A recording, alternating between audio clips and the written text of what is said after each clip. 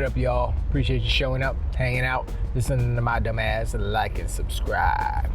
So, first of all, I'd like to apologize. I had a video all set to go yesterday, and malfunctions, technical difficulties. Basically, the video file the audio had cut off halfway through. So I was like, and it's the second time it's happened. So I think it's the microphone.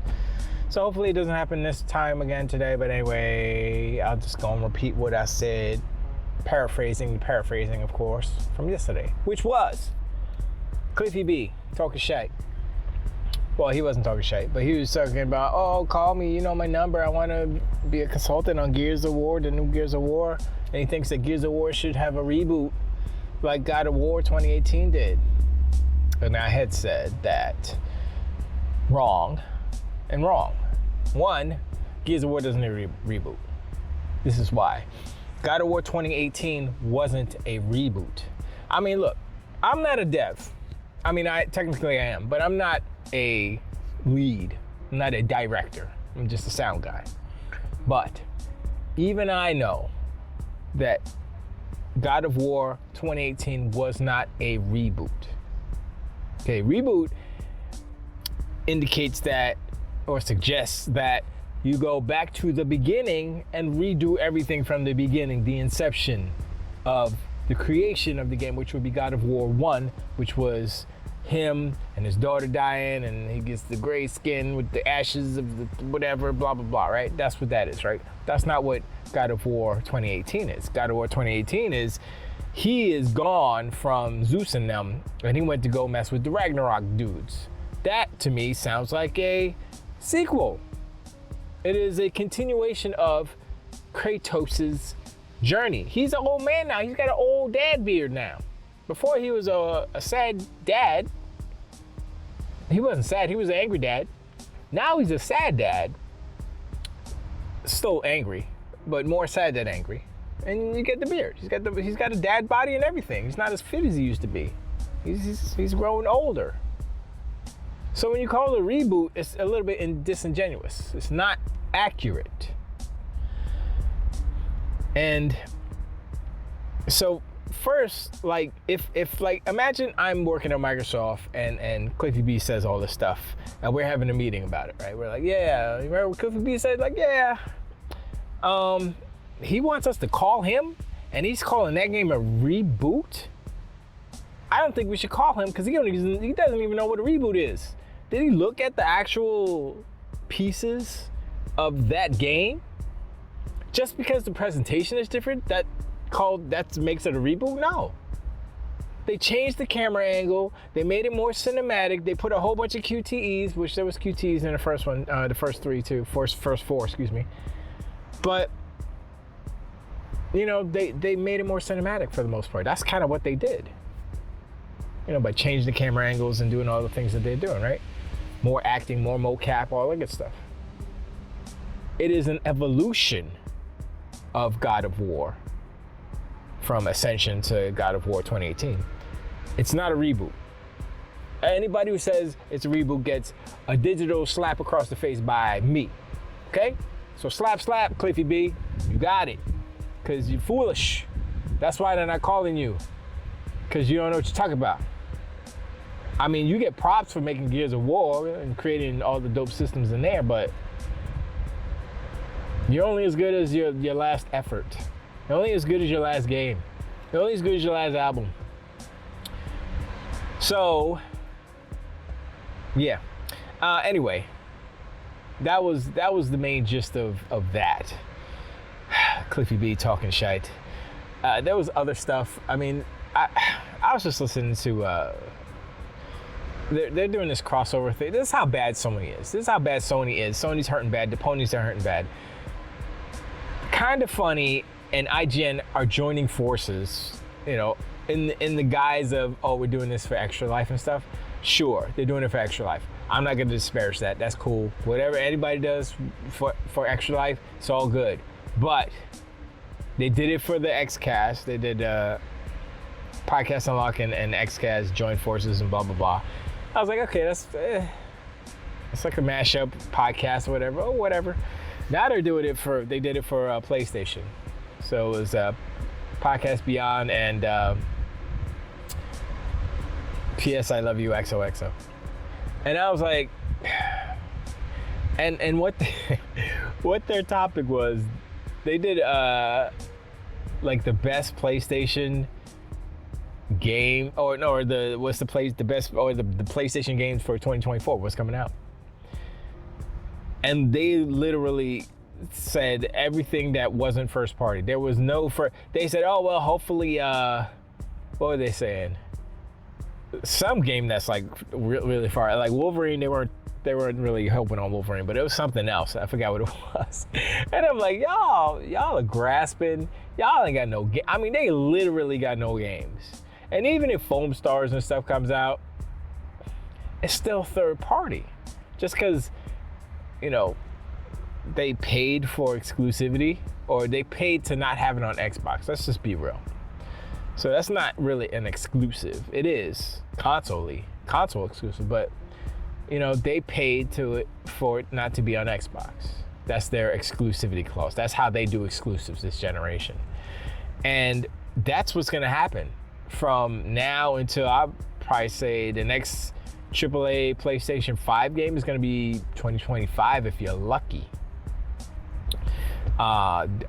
You know, that's, I think, Marathon, but that's not even that's not exclusive. So does that count? I don't think so. It's a Sony game. It's not a PlayStation Studios game. So I don't know if that counts. It's like I guess you could, whatever, but still, it's not exclusive. So they don't get that. And so I'm sitting there, I'm waiting for what they're gonna say. They said a whole bunch of third-party games, third-party deals, third-party exclusives, right? And they're treating them like they are PlayStation exclusives. And even the third-party games that aren't exclusive to console exclusive PlayStation, they're still treating them like Xbox doesn't exist. They're still doing it. And these were, I think, the IGN people, not the Kind of Funny people. Kind of Funny knows better. Kind of Funny knows better than to do that. Even though they like PlayStation and all that stuff, they know better than to, you know, whatever. Tangent real quick. I saw this video about the web swinging in the Spider-Man 2. And I was like, really? Is there a problem? And it was like a half an hour long video. I was like, okay, there must be something to this. And so this dude, I forgot, I'm sorry, I'm trying to find the link and put it in the description, but this dude he's like, yo, I went and I did a video, 18 months ago about the web swinging in Spider-Man 28 to whatever the year is, the first Spider-Man game by Insomniac. And this is what I said, and now we'll see if this one's better. And I was looking at it and I was like, oh snap. Now everybody's like, oh man, the swinging is so cool, the swinging is this, the swinging is that, right? When it comes to find out that the swinging in Spider-Man 2 is kind of hand-holdy. It's not physics based. It's animation based, and it's restraint and borders and invisible walls and all these kind of bumpers to keep the action flowing, if you will. But you know, sure. I don't think it's the end of like, oh, it sucks, the game sucks. But when he was comparing it to, I believe it was Spider-Man 2004, I think it was, Spider-Man 2 or something. And I was like, yo, that game actually had web physics, right? It had swinging physics, meaning he swung, he shot the web attached to a building, right? And he could swing back and swing forth, and the web never clipped through the building, which happens in Spider-Man 2. You have to pay attention, it happens. And you could do, if you have enough momentum, you could do loop-de-loops like that. In Spider-Man 2, it's actually an upgrade, and you can't do more than one loop. And I'm like, huh? Like, look, Spider-Man is like the ultimate kind of acrobatic dude, right? Now, if you take away the freedom of the ability of a skilled player to do anything that they want within the limits of the physics engine, then it's a neutered experience. Let's be real. If you can't do simple things, if you're web line is clipping through the buildings in order for it to be a smooth swing around the buildings, it looks goofy. When you see it, it looks goofy. I saw it, I was like, oh yeah, that is kind of whack as hell. And there was another thing where, I mean, there's like, I guess sliders where you can turn off the swinging assist or whatever, but it's still kind of whack because, like, if you keep them on, right, when you swing down towards the ground, there's a buffer where you don't hit the ground, you'll just kind of bounce off of it, keep swinging. You can turn that off, and then when you hit the ground, you start running all that stuff. But the collision detection on the vehicles is so weird, and there's certain things that you can't do. And honestly, web swinging outside of Manhattan looks weird because there's no tall buildings to attach on. So you're going through the trees, and he's shooting up, and I'm like, what are you shooting at, son? There's nothing above those trees. How are you swinging? You know? I mean, when you see it, you'll be like, oh yeah, it kind of breaks the immersion. I know a lot of people like to talk about immersion in games. Well, that breaks the immersion. Even though we're talking about a teenager or a young adult man swinging as a spider person, still, what we conceive as the reality that is Spider-Man swinging through an environment is broken. Also, you can't run down buildings. If you noticed it, I don't think you have. So Spider-Man, every time he runs into a building or the animation is triggered, there's a lot of animation triggers. So if you swing in a certain way and you run like square to a building, he'll start running up the building. He cannot run down buildings. Now, I don't understand that exactly. Like, why can't he run down buildings? And there's no explanation. Like, why can't you run down? If you can run up a building, why can't you flip it and run down a building, right? Run down the building, get some super speed, let's go. I would say one thing that the dude said is that they did increase the swing speed through the city, which was like perfect. So I was like, all right, that's cool. But I never thought to think about the web physics or the swinging physics or the physics in relation to the objects and the buildings and all this stuff. And it's kind of poor, if you will. It's not horrible, but it's like, it could definitely be better. One other thing is the wall climbing. If it's not a specific set piece, if it's just the city, random building in the city, you can't really climb everywhere. There's like ledges and stuff you can't climb around. I'm like, why? How is this? This should be baked into the game. Why can't you climb upside down and around a little ledge or a balcony or something? I'm like, it's kind of amazing to me that how spectacular of a failure this game is on certain fronts. Not all of them. Certain things are cool, but certain things are not cool. How they overpowered MJ with the taser and the thing, Vandahar, whatever the dude's name is, the director is, he used to have a podcast. I think he was on One Up or whatever. But he was like, yeah, I know people didn't like it in the first game, so we doubled down and we put her in there again and made it better, made her more powerful, power fantasy. I don't know. I was like, this is whack. This is whack. And it's still whack. It's still the worst part of the game. And he's up there defending it, I'm like, no. It's not even about like MJ being a woman. Like, I know I said this before. I'm gonna say it again because this is the most heinous crime that they have done with this game, is that they have distorted what MJ represented and what she represented in relation to Peter Parker. Now, Peter Parker is a nerd. Period. He's not a cool dude. He's not sexy. He's none of that, right? I don't care what Tom Holland looks like. I don't care. He's a nerd. He's a nerd. Not sexy. He can't get the girl. He's a nerd. He can't get all the girlies. He's a nerd. He's the dork. He's truly a nerd. But MJ was every nerd's fantasy. MJ was a smoking hot model chick with the pow and the blam, redhead, like, whoa. Go back to Todd McFarlane's run where he drew Mary Jane Watson. I'm like, what the heck? How is she to the proportion? Look, my goodness, Todd, okay, I like you, Todd. You could draw real good. Man, she was so sexy. She had all the hair, man. And she was like, hey, Tiger, what's going on? She knew she was sexy just by how she was talking to Pete. Pete was like, And she's like, yeah, all right, Tiger, you got it, da. And Pete was like, damn, man, how do I pull a chick like this? How? Even in the movies, even in Sam Raimi's movies with Kristen Dunst, I was like, nah, B, that's not, that ain't Mary Jane. Who this plain vanilla girl? You supposed to be super hot. And I'm not trying to be like sexist or whatever, you know, like, oh, she got to be hotter or this girl isn't pretty. She's specifically a specific type of person, a type of look. Like the aesthetics of her were such that it was like, yo, she's undeniably a supermodel, and she's chilling with this nerd dude, and that's what's up.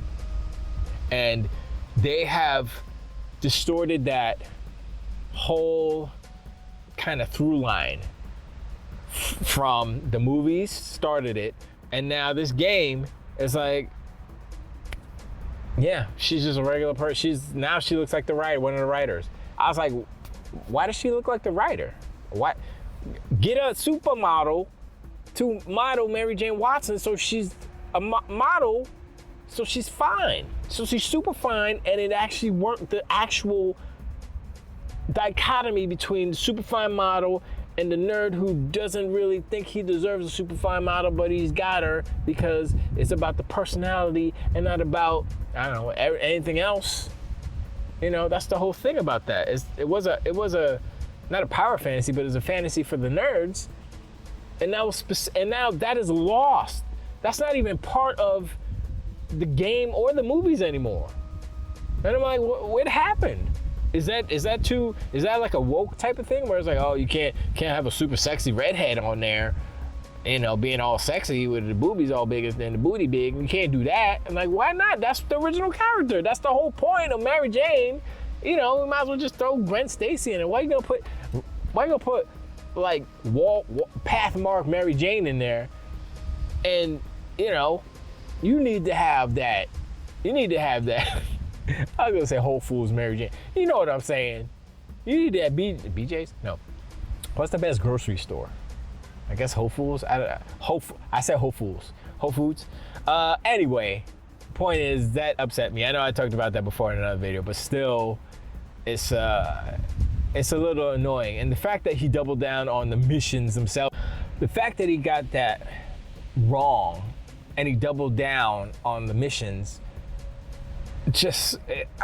I'm like, it's a slap in the face of actual Spider-Man fans who understand what Mary Jane Watson represented. And the thing is, it's like, yes, she was sexualized because she was fine. You know, people actually are, you know, they look like that. They have big boobs and big booty, whatever. But that's not what it was about. That's not what their relationship was about. Their relationship was about personalities, the people, she liked him because of who he was, not because of a car or his superpowers or anything, because she didn't know. But you know, it's stuff like that kind of irks me. You know, doubling down. He knows people didn't like it. He's gonna double down anyway. Look, if this is how he's gonna run these games, right, then I don't know if we're gonna like what he does to Wolverine. Because Wolverine ain't gonna be like Wolverine that we know. He's gonna be doing something. Maybe he's gonna be from California or something instead of being a Canadian. Who knows? Because, you know, Vandahar and whatever his name is, he just wants to change stuff. You know? But anyway, ramble. I appreciate y'all hanging out. Like and subscribe. I'm still working on the music. I know it's been a delay. I'm sorry. It's just I've had some days off, so I'm gonna try to work on that stuff and get it out and stuff. But I appreciate y'all hanging in there. Seriously, I am slowly getting some subs, and I appreciate that too. And yeah, let me know in the comments below. What y'all think about Mary Jane and Spider-Man and all that good stuff, and also the swinging mechanics, if you did notice that kind of stuff that happens. And he talked about the gliding too, which is kind of, he said you can hold it forward and hold the button down and it auto glides by itself. You don't even have to actually control it. Anyway, and the whole Cliffy B thing and the whole you gotta reboot freaking Gears of War because God of War did it. Like I said, that's not a reboot. It's a continuation. It's an evolution. But anyway, appreciate y'all, and I'll talk to y'all on the next one. Tilt the weight.